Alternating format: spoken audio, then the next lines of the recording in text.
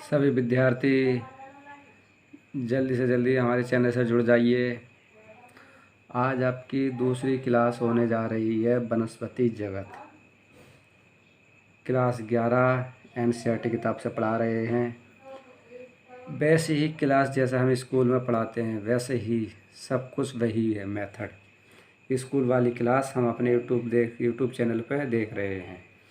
देखिए, आज हमारा टॉपिक रहेगा क्लोरोफाइसी। क्या है क्लोरोफाइसी? क्या एक हरा पदार्थ होता है। क्लोरोफाइसी के सदस्य को हम क्या बोलते हैं? हरा शैवाल कहते हैं। ये क्या है? हरा शैवाल है क्लोरोफाइसी।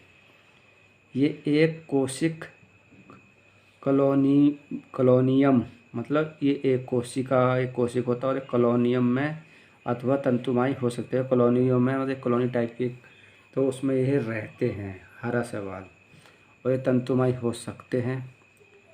क्लोरोफिल ए तथा बी के प्रभाव होने के कारण इनका रंग हरी घास की तरह होता है। देखिए, क्लोरोफिल में क्या होता है? ए तथा बी के प्रभावी होने के कारण इनका रंग हरी घास की तरह होता है। बाड़क सुस्पष्ट, देखिए बाड़क सुस्पष्ट क्लोरोप्लास्ट में होते हैं। देखिए, बाड़क क्या होते हैं? इसमें क्लोरोप्लास्ट में होते हैं। क्लोरोप्लास्ट क्या? एक डिस्क है। क्लोरोप्लास्ट एक डिस्क प्लेट की तरह जालिकाकार कप के आकार। देखिए, क्लोरोप्लास्ट क्या होता है? एक डिस्क की तरह होता है। डिस्क जानते हो, जैसे आपकी डिस्क लगी होती है, क्या कप प्लेट की तरह होता है क्लोरोप्लास्ट। ये क्या है? प्लेट की तरह होता है और ये जालिकाकार होता है। जो जाल होता है जालिकाकार का होता है। कप के आकार, सर्पिल अथवा रिबन के आकार के हो सकते हैं। सर्पिल मतलब पतले, और जैसे हम रिबन कोई फीता काटते हैं उद्घाटन, उस टाइप के आपके ये होते हैं। क्या होते हैं? शैवाल। कौन से? क्लोरोफाइसिस शैवाल होते हैं। रिबन के आकार के हो सकते हैं। इसके अधिकांश सदस्यों को हम क्लोरोप्लास्ट कहते हैं। इनके अधिक सदस्य होते हैं, इनके जो परिवार होता है, इनका भी एक परिवार होता है। जैसे हमारा एक परिवार होता है, ऐसे ही इनका एक शैवालों का भी परिवार होता है। तो ये अधिकांश सदस्यों को क्लोरोप्लास्ट में एक अथवा एक से अधिक पायरिनाइड होते हैं। पायरिनाइड स्टार्च होते हैं। पायरिनाइड क्या होते हैं? कि स्टार्च होते हैं। कुछ शैवाल तेल बूंदक के रूप में भोजन संचित करते हैं। हरे शैवाल में प्राय एक कठोर कोशिका भित्ति भी होती है। देखिए, हरा शैवाल में क्या एक कठोर मजबूत क्या होती है? कोशिका भित्ति होती है, जिसकी भीतरी सतह सेलुलोज की बनी। देखो, जो भीतरी सतह होती है आपकी कोशिका शैवाल की, भीतरी सतह होती है आपकी सेलुलोज की बनी होती है। आपसे कहीं पूछता है कि क्लोरोफाइसिस शैवाल में भीतरी सतह किसकी होती है? सेलुलोज की बनी होती है, तथा बाहरी सतह आपकी पेक्टोस की बनी होती है। बाहरी सतह होती है आपकी पेक्टोस की बनी होती है। कायिक जनन प्राय तंतु के टूटने से अथवा विभिन्न प्रकार के बीजाणु स्पोर के बनने से होता है। क्या है? तंतु बारीक से क्या होता है? उसके टूटने से अथवा विभिन्न प्रकार के बीजाणु स्पोर बने होते हैं। अलैंगिक जनन, अब इसमें अलैंगिक जनन फ्लैजिल युक्त स्पोर से होता है। जो स्पोर क्या है? जो स्पोरेंजिया चल बीजाणु में बनाते हैं। लैंगिक जनन में लैंगिक कोशिकाओं के बनाने में बहुत विभिन्नता दिखाई पड़ती है। कैसे होते हैं? आपके संयुग्मी भी होते हैं, असमयुग्मी भी होते हैं तथा विषमयुग्मी भी हो सकते हैं। इनके सामान्य सदस्य कौन कौन से होते हैं? आप देखिए, हमने क्या पढ़ा था? क्लोरोफाइसी। इसके सदस्य कौन से होते हैं? क्लोमाइडोमोनास कैसा होता है? पतला रिबन की तरह होता है। क्लोरोफाइसी पाया जाता है इसके अंदर। और इसके अंदर जो कोशिका होती है किसकी होती है? आपको ये और आपके जो इसके अंदर जो कोशिका होती है, जो क्लोमाइडोमोनास की जो अंदर की कोशिका भित्ति किसकी होती है? सेलुलोज की बनी होती है। अगर हम इसकी बात करें, इनकी जो शैवाल की जो बाहरी परत होती है वो आपकी पेक्टोस की बनी होती है, और ये क्लोरोफाइस में आती है। देखिए, क्लोमाइडोमोनास और वॉल्वॉक्स, हीलोथ्रिक्स, स्पोरोगाइरा तथा कारक, ये क्लोरोफाइसी के अंतर्गत आते हैं। पूछ लेता है क्लोमाइडोमोनास, वॉल्वॉक्स, हीलोथ्रिक्स और स्पोरोगाइरा तथा कारा क्या है? ये हरे शैवाल होते हैं और ये क्लोरोफाइसी के अंतर्गत आते हैं। हमारे शैवाल का एक टॉपिक चल रहा है, ये वनस्पति जगत में आता है। वनस्पति जगत पेड़ पौधे। जिसे हम बोलते हैं बॉटनी। बॉटनी में ही वनस्पति जगत होता है, पेड़ पौधे। और आपको एक जूलॉजी होता है, जूलॉजी में आपके जंतु विज्ञान में आते हैं, जिसमें आपके मानव के शरीर यानी कीट है, छोटे छोटे कीट हैं, मानव है, व्यक्ति जो भी हैं, आपके मछलियां हैं, पक्षी हैं, ये आपके जूलॉजी में आते हैं। वनस्पति विज्ञान हमारे पेड़ पौधों की बातें ही होती हैं, ये ध्यान आपको रख के चलना है। देखो फियोफाइसी क्या होता है। देखो फियोफाइसी आपसे पूछ लेता कि फियोफाइसी के बारे में एक टिप्पणी लिखिए, 2 नंबर की 3 नंबर की। फियोफाइसी क्या होता है। देखो फियोफाइसी अथवा भूरे शैवाल मुख्यतः समुद्री आवास में पाए जाते हैं। देखिए भूरे, इनको क्या बोलते हैं, भूरे शैवाल भी बोलते हैं। इनको फियोफाइसी को हम क्या बोलते हैं, भूरे शैवाल। ये मुख्यतः आपके समुद्री आवास में पाए जाते हैं।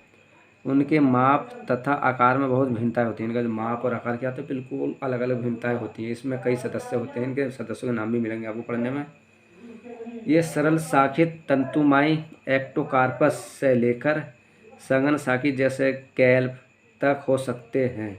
ये क्या है, सरल भी हो सकते हैं, शाखित भी हो सकते हैं, तंतुमयी भी हो सकते हैं। एक्टोकार्पस से लेकर सघन शाखित से जैसे कैल्प तक हो सकते हैं। केवल कैल्प की ऊंचाई, अगर इनकी ऊंचाई की बात करते हैं, 100 मीटर तक हो सकती है। क्या, भूरे शैवाल 100 मीटर तक हो सकती है। इनमें क्लोरोफिल ए सी, क्लोरोफिल क्या पाया जाता है, इसमें ए और सी पाया जाता है, ए और सी पाया जाता है। देखिए क्लोरोफिल ए और सी कैरोटीनाइड अथवा जैंथोफिल होता है। किसके अंदर, भूरे शैवाल में क्या होता है, कैरोटीनाइड तथा जैंथोफिल होता है। इनका रंग जैतूनी हरे से लेकर भूरे के विभिन्न शेड तक हो सकता है। इनका रंग कैसा होता है, जैतूनी तरह होता है। क्या, भूरे शैवाल होता है। ये शेड जैतोफिल वर्णक फ्यूकोजैंथीन की मात्रा पर निर्भर करते हैं। इनमें जटिल कार्बोहाइड्रेट के रूप में भोजन सचित होता है। और इनका क्या है, जटिल क्या, आपका कार्बोहाइड्रेट के रूप में भोजन सचित होता है। ये भोजन लेमिनेरिन अथवा मोनिटोल के रूप में हो सकता है। इनका भोजन किसके रूप में होता है, लेमिनेरिन अथवा मोनिटोल। ऑब्जेक्टिव में प्रश्न बन सकता है, ऑब्जेक्टिव में बन सकता है, भूरे शैवाल का भोजन किस टाइप का होता है, लेमिनेरिन या मोनिटोल। तो ये आपको ऑब्जेक्टिव में देगा, 4 ऑप्शन में से एक सही देगा, 3 गलत देगा। तो ये चीज़ आपको ध्यान पर रखकर चलनी है के रूप में हो सकता है। कायिक कोशिका में सेलुलोज से बनी कोशिका भित्ति होती है। देखिए इसमें इनकी कोशिका भित्ति काय की बनी होती है, कायिक कोशिका की होती है, सेलुलोज की। किसकी, भूरे शैवाल की, सेलुलोज की बनी कोशिका भित्ति होती है, जिसके बाहर की ओर एल्जिन का जिलेटिन अस्तर होता है। एल्जिन का जिलेटिन अस्तर होता है। किसका होता है, एल्जिन से जिलेटिन का अस्तर होता है। ये आपको ध्यान रखना। अगर जो हैंड मार के हम कर सकते हैं, ये इनका अस्तर होता है, जिनका बाहरी अस्तर एंजिन का जिलेटिन का अस्तर होता है। किसका, भूरे शैवाल का। ये प्रोटोप्लास्ट ये प्रोटोप्लास्ट में लवक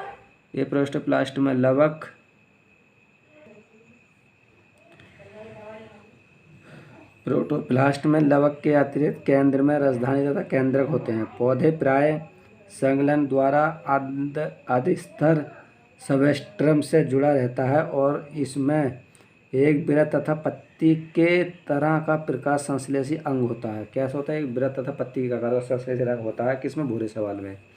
इसमें कायिक जनन विखंडन विधि द्वारा होता है। इसमें जो कायिक जनन क्या होता है, विखंडन विधि द्वारा होता है। अलैंगिक जनन नाशपाती के आकार वाले 2 फ्लैजिला युक्त जियोस्पोर द्वारा होता है। इसमें नाशपाती, अलैंगिक जनन क्या होता है, नाशपाती की तरह होता है। और इसमें 2 फ्लैजिल युक्त जियोस्पोर होते हैं, जो हम जाइगोट तंतु होता है। इसके फ्लैजिला असमान होते हैं तथा वे पार्श्वीय रूप से जुड़े होते हैं। क्या होते हैं, फ्लैजिला युक्त जियोस्पोर। ये ध्यान आपको रखना है। किसके, आपको अलैंगिक जनन के। और इसमें शैवालों में कैसा जनन होता है, अलैंगिक जनन होता है शैवालों में। भूरे शैवालों की बात चल रही है, ये ध्यान आपको रख कर चलना है। जो को खास पॉइंट हम हेड मार्क करते रहते हैं। इसमें आप भी अपने किताब में एनसीईआरटी में कर सकते हो। देखिए इसमें बिल्कुल स्कूल वाली क्लास चल रही है, जैसे हम स्कूल में पढ़ाते हैं। स्कूल में इतनी बारीकी से नहीं पढ़ा सकते कोई, जितने हम आपको यूट्यूब पे इतना बारीकी से पढ़ा रहे हैं। देखो इसमें लैंगिक जनन समयुग्मी, असमयुग्मी तथा विषमयुग्मी हो सकता है। इसमें तीनों हो सकती है, समयुग्मी हो सकता है, असमयुग्मी भी हो सकता है अथवा विषमयुग्मी भी हो सकता है। युग्मों का संगम जल में अथवा अंडधानी विषमयुग्मी स्पीज प्रजाति में हो सकता है। युग्मक पायरिफॉर्म, देखिए युग्म कैसा होता है, पायरिफॉर्म नाशपाती आकार की होती है। देखिए युग्म कैसा होता है, पायरिफॉर्म का होता है। पूछ रहा था कि पायरिफॉर्म किस में पाया जाता है, तो पायरिफॉर्म किस में पाया जाता है, आपका नाशपाती आकार का किस में होता है, भूरे शैवाल में। ये ध्यान आपको रख के चलना है, भूरे शैवाल में पायरिफॉर्म नाशपाती आकार की होती है।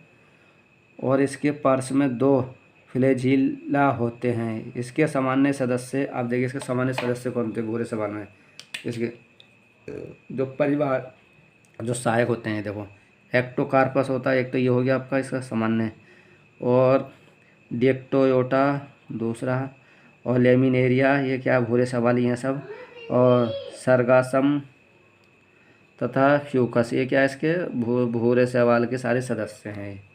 ये हमारे इष्ट होते हैं। एक हमें पॉइंट एनसीईआरटी किताब बारीकी से पढ़ना पड़ता है। एक एनसीईआरटी किताब ऐसी है जितने इसको हम बार बार पढ़ेंगे इतना ही हमें कुछ इसको अंदर सीखने को मिलेगा। तो हम जो जो खास खास चीज़ें हैं आपको बिल्कुल एक स्कूल की तरह, एक हम एक पॉइंट जो खास खास चीज़ें हेड वाइट ही कर रहे हैं। और हमारे चैनल को पढ़ने से पहले, देखने से पहले एक सब्सक्राइबर और लाइक करना मत भूलिए, ताकि दूसरे दोस्त आपको आने वाला वीडियो आपको प्राप्त हो जाए। अब दूसरा हेडिंग आपका देखो, स्कूल वाली क्लास चल रही है आपकी, रेडोफाइली, जिसको हम बोलते हैं लाल सवाल। कई कई पूछ लेता है कि रेडोफाइसी कौन सा सवाल होता है, तो ये आपका हर रेडोफाइसी कौन सा सवाल होता है, देखिए हमने कर दिया ये आपका एडवांस। ये फाइएक्रोथ्रीन, देखिए किसके कारण होता है, लाल सवाल किसके कारण होता है, पूछ लेता है कि लाल सवाल किसके कारण होता है, तो ये रेडोफाइसी लाल सवाल है। इनका लाल रंग बड़क आर फाइकोएरिथ्रीन के कारण है। अधिकांश लाल शैवाल समुद्र में पाए जाते हैं, और अधिकांश कहाँ पाए जाते हैं, समुद्र में पाए जाते हैं। और इनकी बहुलता समुद्र के गर्म क्षेत्र में अधिक होती है, और ये गर्म क्षेत्रों में अधिक होते हैं। ये पानी की सतह पर जहाँ अधिक प्रकाश होता है वहाँ भी ये पाए जाते हैं, और समुद्र की गहराई में भी, और समुद्र की गहराई में भी, और जहाँ प्रकाश कम होता है वहाँ भी ये पाए जाते हैं लाल शैवाल। देखिए लाल शैवाल क्या क्या है, हमारे शैवालों के टॉपिक चल रहा है आपका। लाल शैवाल का लाल थैलस अधिकांश बहुकोशिकीय होता है, और इनमें से कुछ की संरचना बड़ी जटिल होती है। भोजन फ्लोरिडी स्टार्च के रूप में संचित होता है। देखिए भोजन किसके रूप में स्टार्च करते हैं, कई पूछ लेते हैं कि वो लाल शैवाल भोजन किसके रूप में स्टार्टिंग करते हैं, तो ये है हमारा स्टार्च और फ्लोरोडिन। एक हेडिंग एक पॉइंट इसका बहुत ज़रूरी होता है, सचित। और ये एमाइलोप्रोटीन और ग्लाइकोजन की तरह होता है, ग्लाइकोजन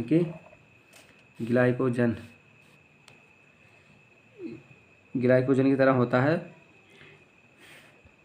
इसमें कायिक जनन, विखंडन, अलैंगिक जनन, अचल स्पोर जिसे हम बीजाणु बोलते हैं, और लैंगिक जनन अचल युग्मी द्वारा होता है। लैंगिक जनन विषम युग्मी होता है। और इसके पश्चात देखिए निषेचोत्तर विकास होता है। इसके सामान्य सदस्य पॉलीसाइफोनिया, ग्रेसिलेरिया और पोरफेरा जिलेडियम क्या है, लाल शैवाल के सदस्य हैं जो समुद्र में पाया जाता है।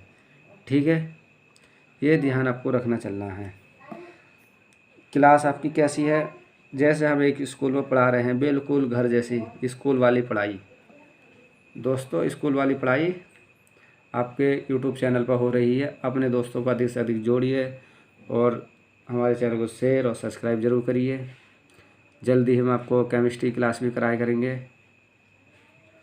ठीक है दोस्तों,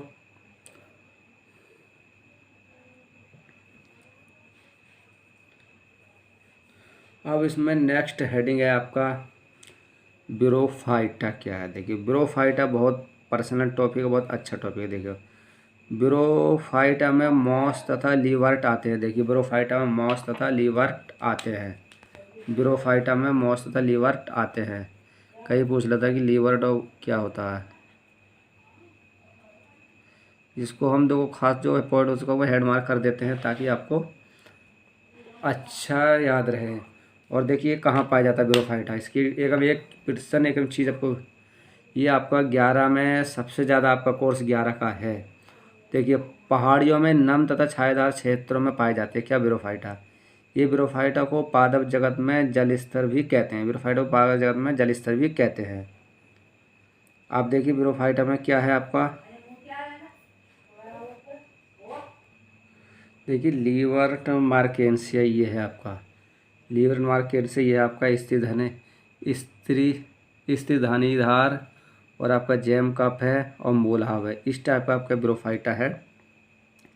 उसमें आपका दूसरा डायग्राम ये दे रखा है। इसमें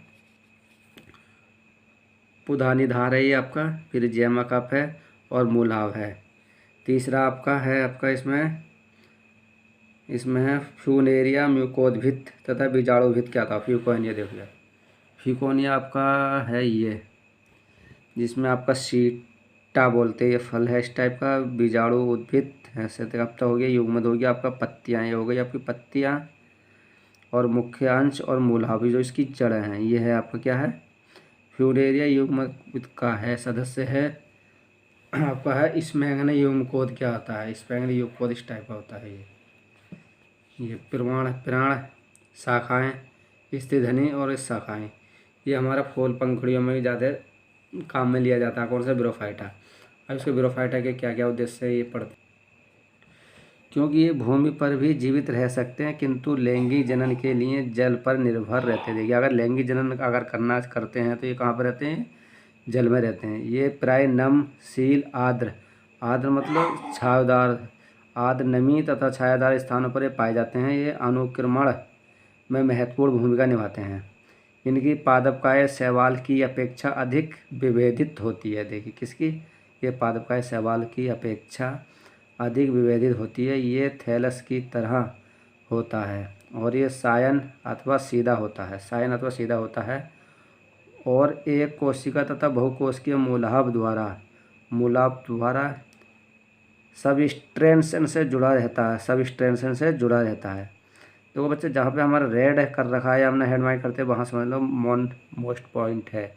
इनमें वास्तविक मूल तना अथवा पत्तियाँ नहीं होती है। इनमें मूलसम, पत्तिसम अथवा तनासम संरचनाएं होती हैं। देखिए किसमें पूछ सकता है, मूलसम, पत्तिसम अथवा तनासम संरचना किसमें होती हैं, ब्रोफाइटा में। ब्रोफाइटा की मुख्य काय क्या है, अंगुरित होती है। ये युग्मक उत्पन्न करते हैं इसलिए इन्हें युग्मकोद्भिद कहते हैं, युग्मकोद्भिद कहते हैं किसको, ब्रोफाइटा को। ब्रोफाइटा में लैंगिक अंग बहुकोशिकीय होते हैं। नर लैंगिक अंग को पुधानी कहते हैं। आप देखिए इसमें ब्रोफाइटा में नर लैंगिक अंग को क्या हम बोलते हैं, पुधानी कहते हैं। ये द्विकाष्ठिक पुबांग उत्पन्न करते हैं। मादा जननांग को हम क्या बोलते हैं, स्त्रीधन कहते हैं। देखिए मादा जन को हम क्या बोलते हैं, स्त्रीधनी कहते हैं, स्त्रीधनी कहते हैं। ये क्या है, मादा जननांग है स्त्रीधन। और ये पुधानी क्या है आपका, ये पुधानी आपका नर लैंगिक जनन है। इसको लिख देते हैं, यहाँ पे लिख देते हैं इस मादा जनन अंग है, मादा जनन अंग, मादा जनन अंग। और ये है आपका नर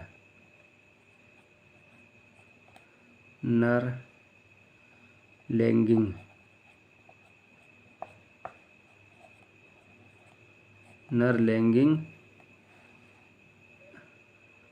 जनन अंग, नर लैंगिक अंग को पुधानी कहते हैं, लैंगिक अंग को। ये है आपका इसमें, ठीक है दोस्तों।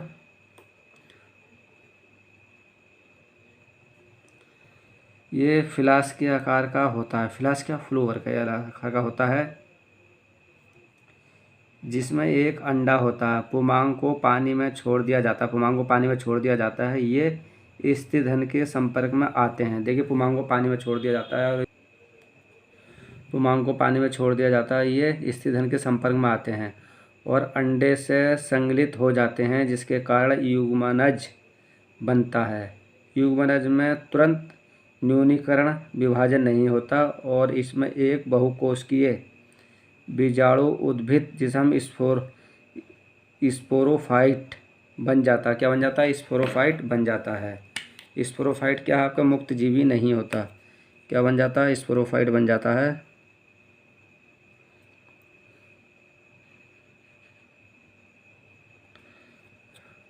और स्पोरोफाइट मुक्त जीवी नहीं है, बल्कि ये मुक्त जीवी नहीं है, बल्कि ये प्रकाश संश्लेषी युग्मोद्भिद से जुड़ा रहता है और इसे अपना पोषण प्राप्त करता रहता है, जिसे हम स्पोरोफाइट की कुछ कोशिकाओं में न्यूनीकरण विभाजन होता है, जिसे अंगूरित बीजाणु अंकुरित होकर युग्मोद्भिद से विकसित हो जाते हैं। ब्रोफाइटा का बहुत कम आर्थिक महत्व है, लेकिन कुछ मांस शाकाहारी स्तनधारियों, पक्षियों तथा अन्य प्राणियों को भोजन प्रदान करते हैं। स्फेगनम की कुछ स्पीशीज जातियाँ पीट प्रदान करती हैं, जिसका उपयोग ईंधन के रूप में करते हैं। देखिए, कुछ स्पीशीज की कुछ जातियाँ हैं जो हम पीट प्रदान करते हैं, लकड़ी प्रदान करती हैं, जिसका हम उपयोग ईंधन के रूप में करते हैं।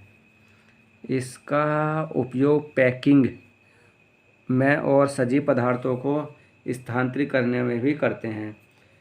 इसका कारण यह है कि इनमें पानी को रोकने की क्षमता बहुत अधिक होती है। लाइकेन समेत मांस सर्पितम ऐसे सजीव हैं जो चट्टानों पर उगते हैं। इनका पारिस्थितिक दृष्टि से बहुत महत्व है। इन्होंने चट्टानों को अपघटित किया है और अन्य उच्च कोटि के पौधों को उगाने के अनुरूप बनाया है। चूँकि मांस मिट्टी पर एक सघन परत बना देते हैं, इसलिए वर्षा की बौछारें मृदा को अधिक हानि नहीं पहुंचा पाती हैं और इस प्रकार से मृदा अपरक्षण को रोकते हैं। ब्रोफाइटा को हम लीवर मार्ट या मांस में विभक्त कर सकते हैं। ब्रोफाइटा को हम क्या बोलते हैं? लीवर मार्ट या मांस भी कहते हैं। ब्रोफाइटा पूछ लेता है कि लीवर मार्ट क्या होता है, इसी को हम कहते हैं, विभक्त कर सकते हैं।